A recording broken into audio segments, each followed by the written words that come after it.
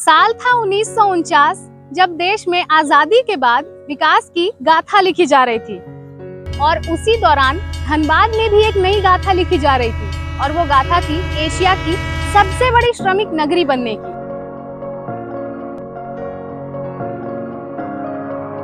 आपको बता दें कि आमतौर पर आप सभी को पता होगा कि भूली जो है ये एशिया की सबसे बड़ी श्रमिक नगरी के नाम से जानी जाती है और इसका इतिहास काफी पुराना और रिच है।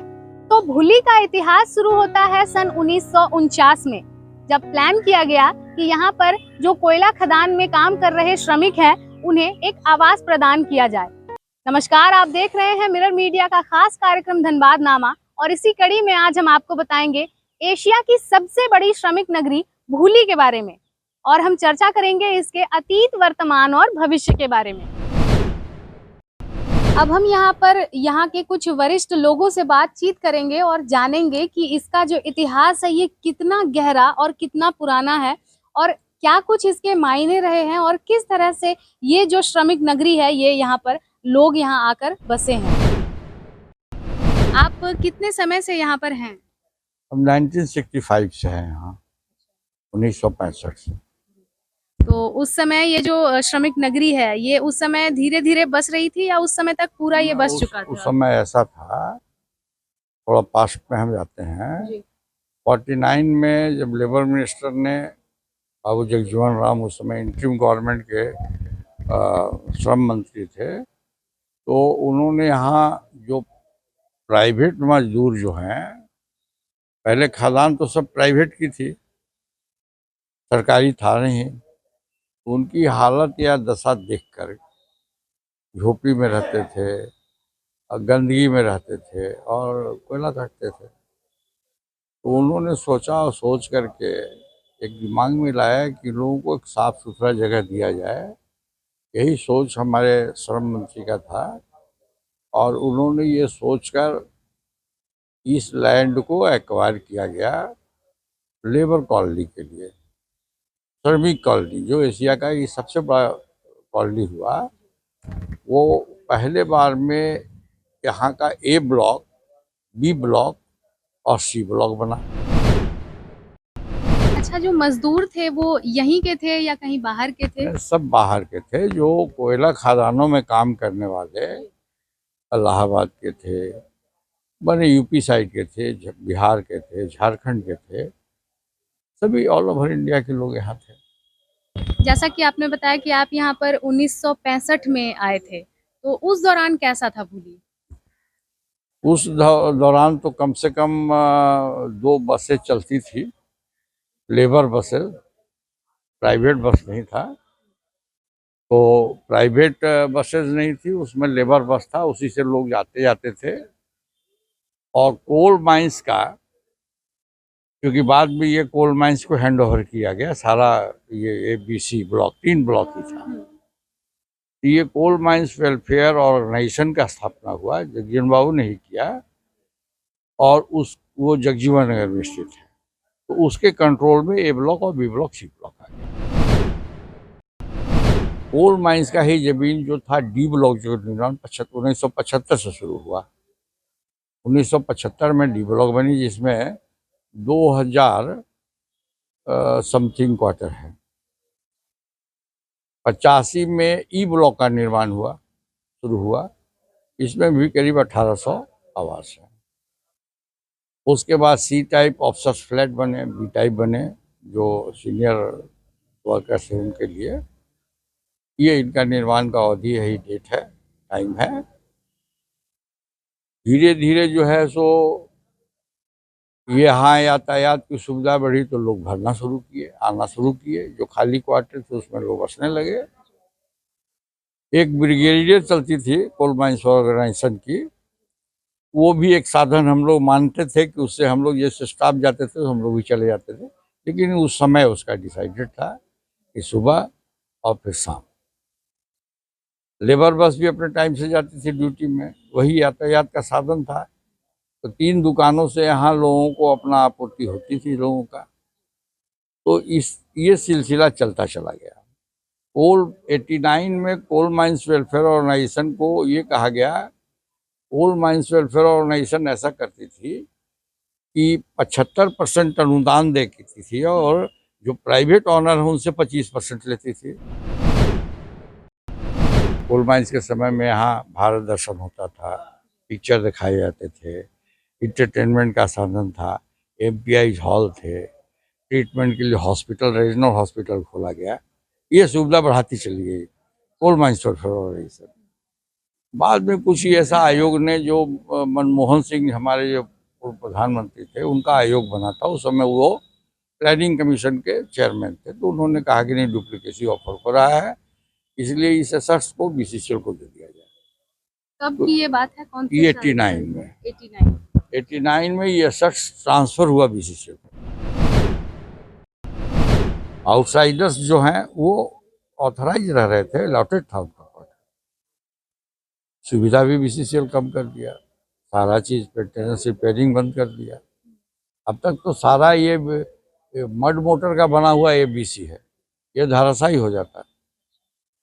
ई ब्लॉक डी ब्लॉक भी धराशायी हो जाता है, मल्टी स्टोरेज बिल्डिंग है, लेकिन अब उसको अपने से मेंटेन करके लोग रखे हुए हैं, लेकिन अभी भी बहुत खतरनाक स्थिति में है सब लोग। यही इस एशिया की श्रमिक नगरी की कहानी है। पास्ट हिस्ट्री यही है, अब फ्यूचर क्या होगा वो आकलन आप कीजिए। बहुत बहुत धन्यवाद। एक समय जलान फैक्ट्री एक ब्रांड हुआ करता था और बहुत नामचीन फैक्ट्री है, जिसका उद्देश्य जमशेदपुर टाटा जी का ये था कि उस समय भूली बहुत खाली जगह क्षेत्र था और फैक्ट्रियाँ वैसी जगह लगाई जाती थी जो खाली और घना अगल बगल जो है कि पेड़ पौधा वैसी जगह बनाई। तो इस बनाने का उनका उद्देश्य ये था कि ये ग्रामीण क्षेत्र था और यहाँ रोजगार के अवसर नहीं थे, तो ये फैक्ट्री उन जो यहाँ ग्रामीण क्षेत्र लोग थे उनके लिए बनाई गई थी और उद्देश्य था उनको रोजगार देने का। तो ये देख रहे हैं आप जलान फैक्ट्री, जहाँ उस समय हजारों हजार वर्कर्स काम करते थे और इस फैक्ट्री में बहुत ही बड़े बड़े पार्ट्स बनते थे, जैसे रेलवे के पार्ट्स हो, रेल के पार्ट्स हो, ट्रैक्टर के पार्ट्स हो और भी कई प्रकार के पार्ट्स, जिनका यहाँ मैन्युफैक्चरिंग किया जाता है। उनकी फिर उनका ग्राइंडिंग घसाई रंगाई करके उनको फिर टाटा वो जाते थे, वहाँ से पूरे देश में सप्लाई किया जाता था। एक समय था कि यहाँ विश्वकर्मा पूजा पूरे इस एरिया में बहुत धूमधाम से कंपनी के द्वारा मनाया जाता था और कंपनी के अंदर में कई प्रकार की झांकियाँ लगाई जाती थी और यहाँ एक बड़ा मेला लगता था, जिसमें पूरे भुल्ले के इस तरफ पूरा मेला लगता था। ये पूरा आप देख रहे हैं, ये मेला लगता था, ये पूरी जगह खाली थी, जहाँ पर पूरे क्षेत्र के लोग, क्या बूढ़े क्या जवान क्या बच्चे, सारे उत्साह के साथ एक इंतजार करते थे कि विश्वकर्मा पूजा जब आएगा तो हम जलान फैक्ट्री के पास जाएंगे और अंदर ही एक दिन के लिए जलान फैक्ट्री खुलता था। लेकिन आज वो सब धीरे धीरे जलान का इतिहास जो है, जलान फैक्ट्री है ये, लेकिन इसका जो इतिहास था वो धूमिल होता चला गया। धीरे धीरे ये जलान फैक्ट्री जो है, मजदूर कम होते चले गए, उनकी जो है कि कहीं ट्रांसफ़र कर दिया गया, कहीं किसी को जमशेदपुर, और कई बार आंदोलन का भेंट भी चढ़ गए। तो कई बार आंदोलन ही हुआ, बहुत बड़ा आंदोलन हुआ, जिसके कारण मजदूरों में और मालिकों में जो है काफ़ी रोष हो गया और मालिकों ने क्या किया, धीरे धीरे फिर बड़ी बड़ी कंपनियां और जगह पर होने के कारण उन लोगों को वहाँ शिफ्ट कर दिया गया। यहाँ जो चीज़ें बनती थी फिर वो उस कंपनियों बनाने लगे, अपने जो बड़े बड़े जगह थे वहाँ बनाने लगे और धीरे धीरे ये कंपनी जो है यहाँ बंद की कगार पर आ गई। बीच में ये बंद भी हो गई थी, फिर मालिक और मजदूर के तीन लोग यहाँ जो है कि पार्टनरशिप करके फिर इसको चलाएं, प्राइवेट सेक्टर में दे दी गई और चलाने के बाद फिर अभी बहुत ही कम मुझको लग रहा है कि मात्रा में मजदूर यहाँ काम करते हैं, देखते भी चल रही है, तो चल रहा है, लेकिन वैसा पहले जैसा माहौल इस फैक्ट्री का नहीं। मतलब आपकी बातों से लग रहा है कि आपका जो बचपन है ये काफी रोचक रहा है यहाँ पर, है ना? यहाँ यूको बैंक हुआ करता था, जो इस क्षेत्र का मात्र एक बैंक था। अभी तो बहुत सारे बैंक आ गए हैं, इलाहाबाद है, SBI है, बैंक ऑफ इंडिया है, पूरे भूली में 5-6 बैंक हो गए, लेकिन ये एकमात्र ऐसा बैंक था। इसी जगह आप देख सकते हैं कि इसमें बैंक था जो पूरे ग्रामीण क्षेत्र का, चाहे वो रसूखदार हो, VIP हो, ग्रामीण क्षेत्र के लोग हो, गरीब मजदूर, सबका अकाउंट यहाँ पर था। और उस समय मैनुअल होता था, हम लोगों का था मैनुअल था और टोकन मिलता था। अगर आपको पैसा जमा करना तो एक टोकन होता था, वो आपका पित्तल का बना हुआ था और ब्रास का, और उसको लेने के साथ आपका पैसा जमा और निकासी होता था। तो ये यूको बैंक भी आज यहाँ बंद हो गया और यहाँ मजदूर कॉलोनी भी थी, जिसमें काफ़ी संख्या में मजदूर लोग रहते थे और उनको रहने के लिए यहाँ पानी, बिजली, सारी व्यवस्था जलान की तरफ से उपलब्ध थी। और बहुत अच्छा ये क्षेत्र था, जहाँ पर बहुत, आपको क्या बताएं, एकदम लगता था कि माहौल बहुत बने। आज ये वीरान पड़ी है, जिसको हम लोग भूली नगरी कह सकते हैं, इसको जो है कि भूली बिसरी वो यादें, फिर तेरी कहानी याद है, वो आज आपके चैनल के माध्यम से बता रहे हैं। लेकिन आज जो है BCCL के क्या कहते हैं उसको, दुखी रवैये कारण कहिए या नजरअंदाज के कारण कहिए, उनके मजदूरों का कम होना कहिए, या जो बाहर के लोगों को बात रहने की, तो बाहर के लोग ने जो बीसीसीएल में काम करते थे उनके ही नाती पोता लोग आज यहाँ है, बाहर का कोई लोग यहाँ नहीं है। और पुनर्वास बीसीसीएल बाहर बेलगेडिया में कितने लाखों क्वार्टर बना रहे हैं, तो यहाँ खाली जगह को बना के देना चाहिए, या ये सब जगह इसको एक्वायर के, इस सब जमीन को लेके यहाँ दे देना चाहिए, जो आज बहुत से सारे क्वार्टर वीरान पड़े हैं। तो फिर से ये जो है भूली, जो आप देख रहे हैं कि आज दुखी है, हम कह सकते हैं दुखी भूली, इसको फिर से जो है आप इसको बाग बगिया खिला सकते हैं और काफ़ी जो है भूली सुंदरी हो सकती है। तो ये प्रयास बीसीसीएल की तरफ से होना चाहिए, हम लोग मांग भी करते हैं, क्योंकि बीसीसीएल का बहुत बड़ा दायित्व है, बीसीसीएल की बहुत सारी योजनाएं चल रही है, उसी योजना के माध्यम से भूली को भी सौंदर्यीकरण करने का, बिजली का, पानी का और स्वास्थ्य का व्यवस्था बीसीसीएल को करना चाहिए। अच्छा, एक सवाल मैं आपसे कहना चाहूंगी कि लोग ऐसा कहते हैं कि ये जो इलाका है ये भूलिया देवी के नाम पर पड़ा है, भूलिया देवी यहाँ पर उन्होंने बनाया इसको और फिर वो उन्होंने बीसीसीएल को सौंप दिया, तो ये कहानी कितना हद तक सच है? नहीं, देखिए, ये क्या कहते हैं उसको, दंत कथा है, ऐसा कहीं नहीं है। जगजीवन बाबू के नाम माँ के नाम पर भी बहुत लोगों ने कहा कि उनकी माँ भूलिया देवी थी, लेकिन इतिहास में कहीं ऐसा नहीं है। भूली एक ग्रामीण क्षेत्र, भूली बस्ती, जहाँ पर ग्रामीण क्षेत्र लोग रहते थे, आदिवासी कहिए, अभी आप वहाँ महतो, मरांडी, मुंडा, सारे प्रकार समाज लोग, मतलब उन्हीं के द्वारा ग्रामीण क्षेत्र था भूली, उसी के नाम पर भूली नगर को बसा दिया गया, भूली एशियाई श्रमिक नगरी बसी। तो ये सच्चाई है कि भूलिया देवी नाम करके ऐसा कुछ नहीं था, भूली ग्रामीण क्षेत्र था, उसके नाम पर भूली को बसाया गया। तो अभी हमारे साथ एक काका जी मौजूद हैं, राजू प्रसाद इनका नाम है। हम सीधे इन्हीं से जानेंगे कि क्या कुछ इसकी ये जो मंदिर है इसकी मान्यता है और कितना पुराना है और क्या कुछ कहानी रही है इसकी। तो काका, आप हमें ये बताएं कि क्या कुछ कहानी रही है इस मंदिर की? ये बहुत प्राचीन मंदिर है। हम लोगों के पूर्वज लोग बोलते हैं 1700 शतक में ये मंदिर स्थापना हुआ और उसी समय से हमारा गांव भूली बस्ती, जो अभी वर्तमान में आप देख रहे हैं, यही ग्राउंड में ये गांव हम लोगों का भूली बस्ती थे। आज भी इसका नक्शा में चीराबाड़ी के नाम से मैप में है, अंकित है। 1932 वाला जो नक्शा है हम लोगों का, उसमें टोला टोला हम लोगों का घर था। इसी का पीछे एक तालाब है जो देवस्थल तालाब था, यही बाबा का नाम से, और उसी समय से ये मंदिर था। लेकिन यहाँ पर बहुत भयानक कोलेरा महामारी हो गया, जिससे गांव के लोग, अनेक लोग मरना शुरू हो गया। तब गांव के लोग इसमें विचार करके, और यहाँ से अब पूरब दिशा की ओर जहाँ भूली बस्ती अभी वर्तमान में है, वो ऊंचा जगह में है, तो यहाँ पूरे गांव छोड़ के सभी लोग चले गए वहाँ।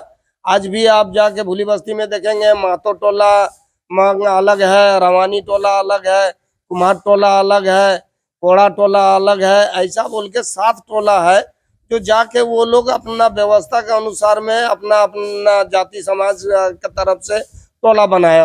वो टोला ऑलरेडी यहाँ था, लेकिन उस समय बाबा जो है, इन लोग बहुत गांव वाले लोग प्रयास किए कि बाबा भी वहाँ चलें, लेकिन उन लोगों को सपना आया, बोला कि हम लोगों को यहाँ से बाबा नहीं जाएंगे, तो बाबा को उन लोग यहीं छोड़ दिए। गांव के लोग यहीं आके पूजा उजा करते हैं, हर कार्यक्रम में यहाँ आके पूजा करते हैं, चरक पूजा यहीं होता है, भक्ता पर्व हम लोगों का प्रसिद्ध त्योहार है, यहीं पर करते हैं हम लोग। जब हम जगजीवन बाबू 1952 में आए, ये टाउनशिप उसी समय से निर्माण हुआ। ये जगजीवन बाबू वही है ना जिनके नाम पर जगजीवन नगर भी है? जी। जगजीवन बाबू जब आए तो जगजीवन बाबू को गांव वाले लोग विरोध किए कि हम लोगों का खेतिहर यही ये जमीन है, इसी से हम लोग उपार्जन करके खेती का करके हम लोग का जीवन जीविका चलता। तो जगजीवन बाबू बोले कि आप लोगों का जो खेती लायक जो जमीन है वो हम नहीं अधिग्रहण करेंगे, अधिग्रहण से बाहर कर देंगे, आप लोग खेती गृहस्थी करिए और जीवन जीविका चलाइए, लेकिन हम यहाँ मजदूर का नगरी बना रहे हैं, यहाँ मजदूर लोग रहेंगे और आप किसान लोग रहेंगे। किसान सर सब्जी उगाएंगे, मजदूर यहाँ कोलियरी में काम करेंगे, पैसा लाएंगे। आप लोगों का जो आपसी संबंध है ये बहुत मधुर बना हुआ रहेगा, और आप लोग ये कॉलोनी बनने दें, ये बहुत बड़ा मजदूर का कॉलोनी बनाएंगे। तब लोग, गांव के लोग मान गए, क्योंकि जगजीवन बाबू को बहुत अच्छे से लोग मानते थे, इसलिए जगजीवन बाबू का बात को मानते हुए ये लोग अपना आंदोलन समाप्त कर लिए। और यहाँ कॉलोनी बना, जो आप देखेंगे A block, B block, C block और आम बागान। ये जो पुराना क्वार्टर है एक ताला, वो जगजीवन बाबू का बनाया हुआ है। उस समय हम लोगों को लगता था कि ये मजदूर कॉलोनी है और मजदूर लोग पूरे कॉलोनी में जिधर जाइए उधर खाली मजदूरी मजदूर रहते थे। बड़ा खुशहाल भूली था। लेकिन अभी जो वर्तमान में आप देख रहे हैं सभी रिटायरमेंट हो गए। उस समय जो भारत कोकिंग कोल का मजदूर का मेन पावर रहता था 8.5 लाख मजदूर। आज मजदूर घट के करीब 25-30 हजार में आ गए हैं हम लोग। अब मजदूर यहाँ मुश्किल से 5-6% मजदूर अब रहा है। बाकी सब लोग इधर उधर के लोग आके अपना मजदूर कॉलोनी को आवास को कब्जा कर करके लोग रह रहे हैं। वही एक चीज है कि अवैध कब्जा जो है वो काफी सुनने को मिलता है। यहाँ पर आए दिन खबरों में भी देखने को मिलती है कि भूली जो है यहाँ पर अवैध कब्जा हो जाता है लोगों का। ये क्या कुछ कारण है इसके? देखिए, कारण मजदूर चले गए, उसमें एक मैनेजमेंट का भी कमी है। जब मजदूर रिटायर होते हैं तो वो जब जमा करने के लिए जाते हैं तो मैनेजमेंट जमा नहीं लेता है। बोलता है कि आपका क्वार्टर में कोई दूसरा मजदूर का अलॉटमेंट करेगा तब हम लेंगे। ऐसी अवस्था में उसका जो ग्रेजुटी है वो रोक दिया जाता है। तो ये क्या काम करते हैं कि किसी न किसी को देके और वो अपना पैसा वैसा दे के ग्रेजुटी लेके अपना घर की ओर चले जाते हैं। और जब वो खाली अवस्था है, ताला बंद है, कोई आदमी ताला तोड़ के घुस जाता है, उसमें कोई कार्रवाई नहीं है। अगर वो मैनेजमेंट केस करता है, पुलिस पैसा तैसा लेके वो कर देता है। इस अवस्था में भूली में अनऑथराइज कब्जा ज्यादा हुआ है। मैनेजमेंट मजबूर होके इसका सफाई का काम बंद कर दिया, मेंटेनेंस का काम बंद कर दिया। जो जहाँ जैसा रह रहा है वैसे रह रहा है। इसी तरह यहाँ पर ज्यादा कब्जा हुआ है। तो भूली के बसने की कहानी तो आपने सुन ली। सन 1950 में जब इसे बसाया गया तो उस समय इसका मोटिव यही था कि यहाँ के जो मजदूर हैं, जो श्रमिक हैं कोयला खदान के, उन्हें एक बेहतर जिंदगी दी जाए, एक अच्छी जिंदगी दी जाए, जिससे कि उनका जो कार्य है वो और अच्छे से बेहतर तरीके से सामने आए। लेकिन धीरे धीरे वक्त बदला और भूली की तस्वीर भी बदलती चली गई। और एक समय ऐसा आया जब ये जो भूली है, ये एशिया की सबसे बड़ी श्रमिक नगरी, ये उजड़ने पर आ गई थी।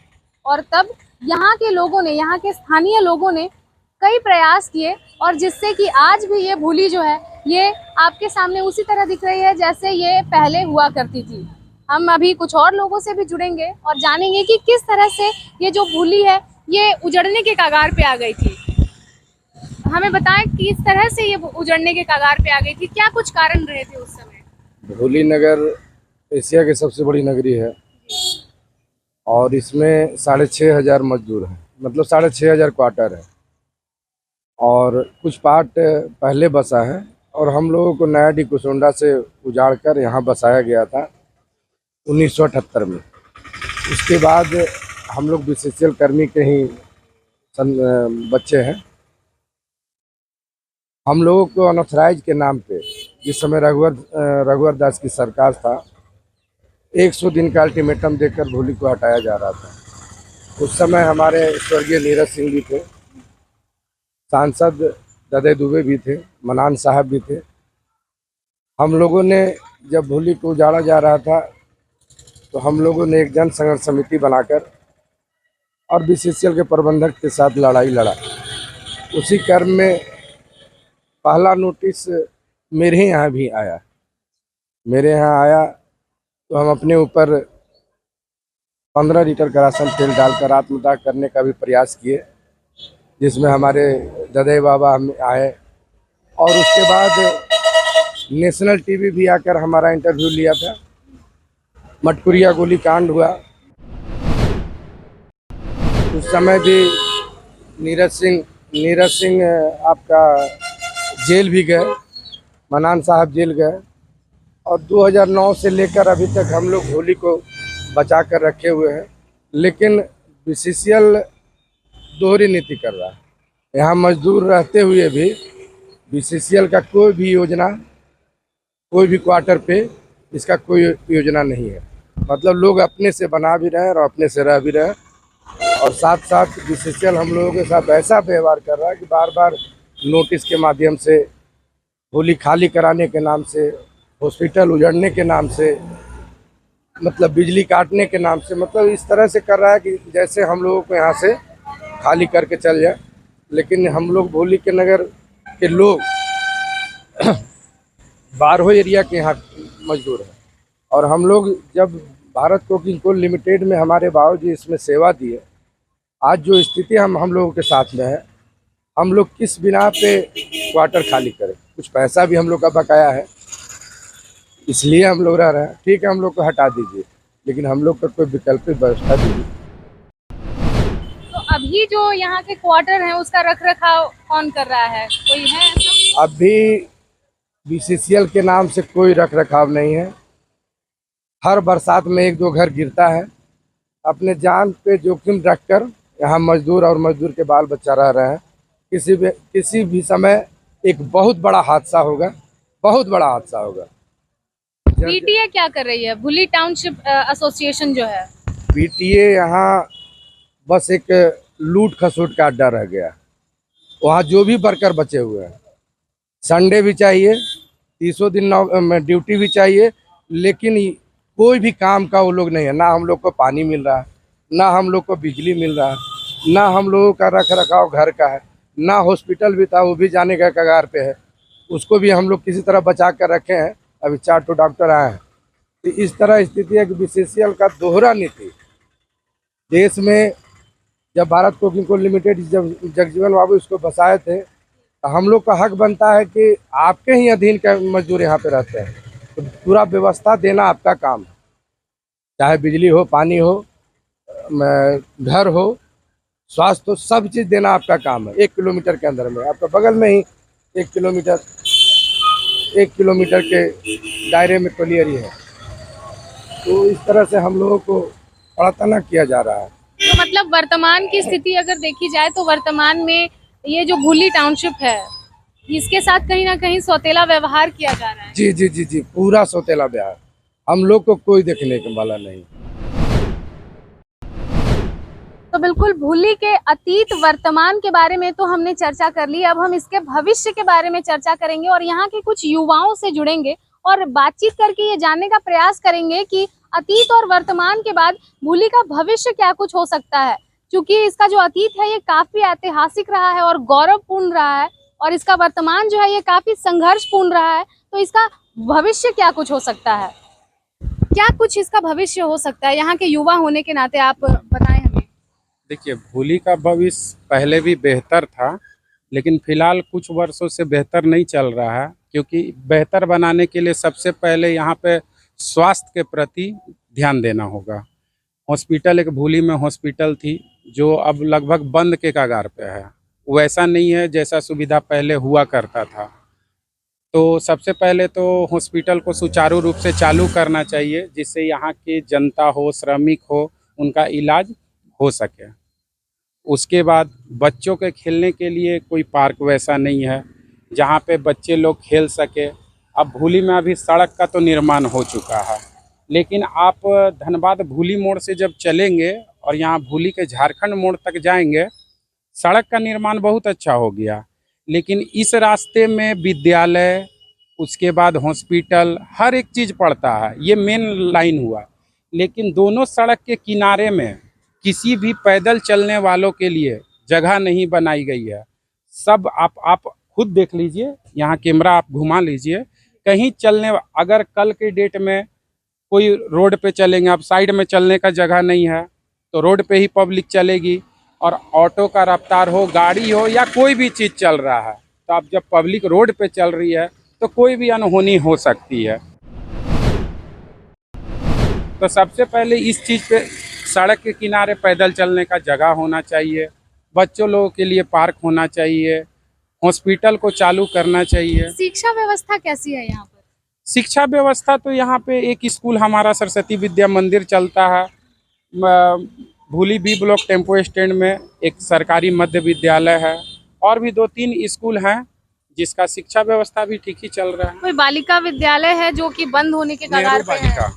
एक बालिका के लोग के लिए विद्यालय था, नेहरू बालिका, वो हमारे ई ब्लॉक में पड़ता है, ई ब्लॉक मार्केट के पहले है। वो विद्यालय में पहले भूली की बच्चियां बहुत पढ़ती थी, सब जाती थी, उनकी सुविधा भी अच्छी थी, लेकिन लगभग कुछ 5 साल से वो बंद के कगार पे ही है। अब लगभग तो बंद ही मानिए उसको।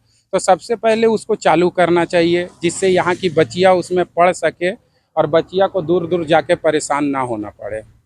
तो उस पे इसके हम लोगों की मांग है कि विद्यालय, हॉस्पिटल, ये 2 चीज़ तो किसी हाल में चालू होनी चाहिए, जिससे यहाँ की आम जनता को सुविधा मिल सके। बहुत बहुत धन्यवाद। तो ये सुनी आपने भूली के अतीत, वर्तमान और भविष्य की कहानी, जहां 1950 में जब इसे बसाया गया था तो कभी किसी ने ये नहीं सोचा था कि एशिया की सबसे बड़ी श्रमिक नगरी जो है वो इस तरह से आज खंडहर के रूप में लोगों के सामने रहेगी।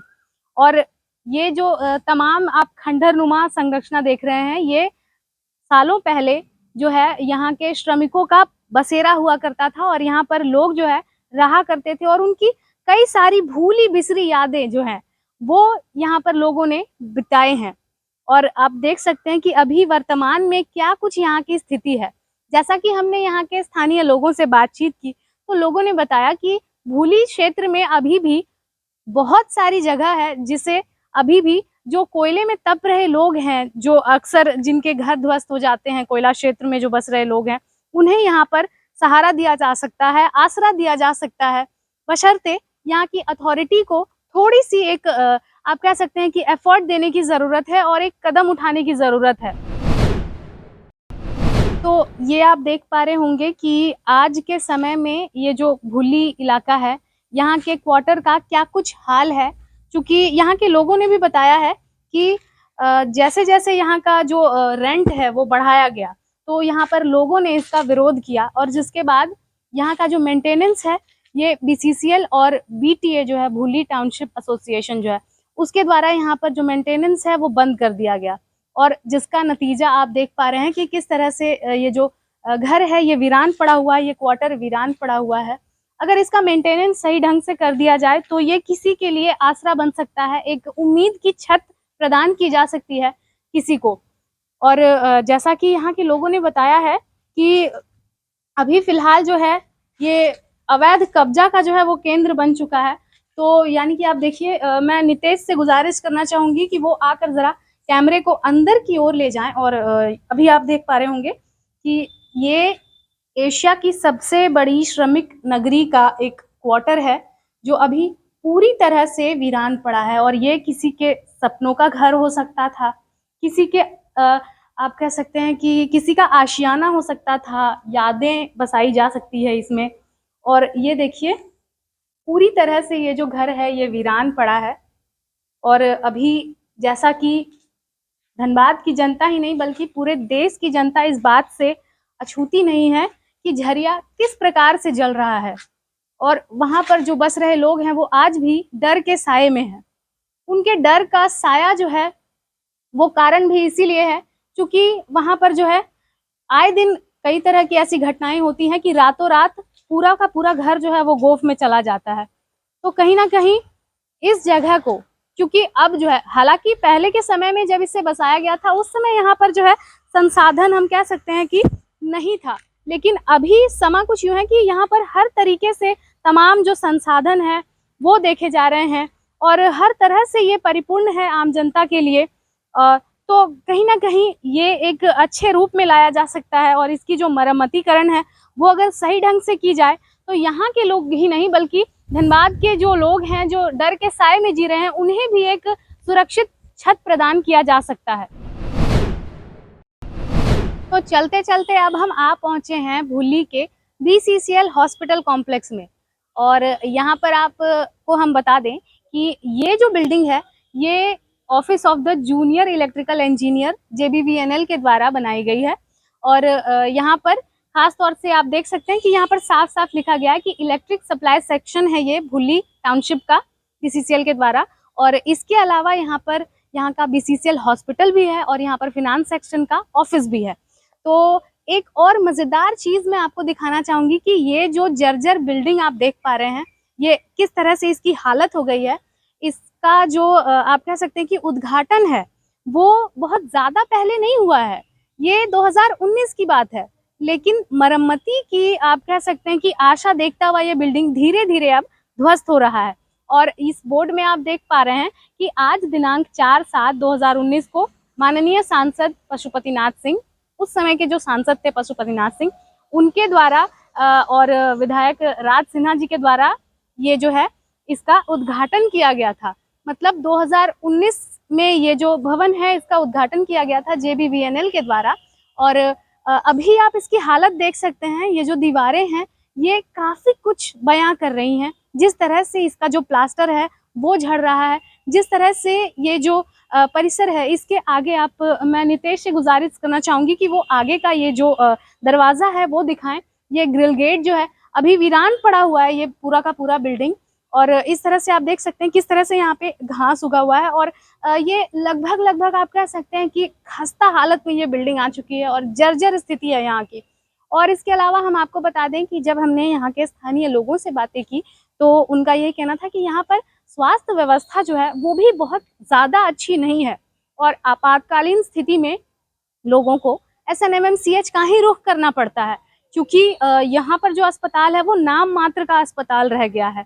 तो कहीं ना कहीं ये आम जनता की, यहाँ पर रह रहे लोगों के स्वास्थ्य के साथ खिलवाड़ है। तो फिलहाल हमने दिखाई आपको भुल्ली की भूली बिसरी तस्वीरें। फिलहाल इस एपिसोड में इतना ही। हम फिर लौटेंगे धनबाद की किसी और गली की किसी और अनकही कहानी के साथ और आपको बताएंगे उसके अतीत, वर्तमान और भविष्य के बारे में। तब तक के लिए बने रहें मिरर मीडिया के साथ।